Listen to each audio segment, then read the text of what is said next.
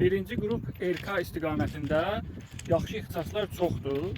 Amma kim hansı ixtisası seçsə uğurlu olar və hansı ixtisasların gələcəkdə iş imkanları, qazanc imkanları çoxdur, bunlarda diqqətli olmaq lazımdır. Ümumiyyətlə demək olar ki, ən çox ixtisas seçimi bizə RK istiqamətində, bütün qrupların arasında RK istiqamətində daha çox təqdim olunur. Məsəl üçün, kimya, qida mühəndisliyi, ümumiyyətlə mühəndislik ixtisaslarının demək olar böyük əksəriyyəti, elektrik istiqamətli ixtisaslar və s. Amma burada iki məsələni nəzərə almaq lazımdır. Bunlardan biri budur ki, yaxın gələcəkdə müasir texnologiyanın, süni intellektlərin işlərdə istifadəsi ən önəmli məsələlərdəndir. Bunu nəzərə almaq lazımdır və müasir texnologiyanı yaxşı öyrənmək lazımdır. Bu istiqamətdə birinci qrupa gedən abituriyentlərin ciddi çətinliyi olmamalıdır deyə düşünürəm.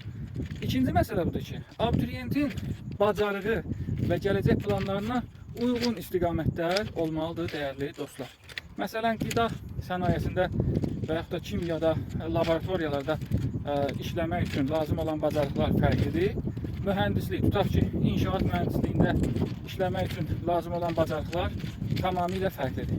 Bəzi ixtisaslar isə artıq yavaş-yavaş sıradan çıxmaq üzrədir. Seçimlərdə ehtiyatlı olmaq lazımdır ki, o ixtisasları seçməyə. Çünki biz 5 ildən sonra, əsasən oğlanlar birinci qrupa daha çox üst tutur. Yəni 4 il təhsil alacaqlar, 1 ildə hərbi xidmətləri, 5 ildən sonra əmək bazarına qoşulacağıq və 5 ildən sonra gərək ehtiyac duyulan, tələbat olan ixtisasları seçəsiniz ki, siz uğurlu bir kadr ola biləsiniz. Bax, ixtisas seçimi konsultasiyalarında əsas məqamlardan biri də budur.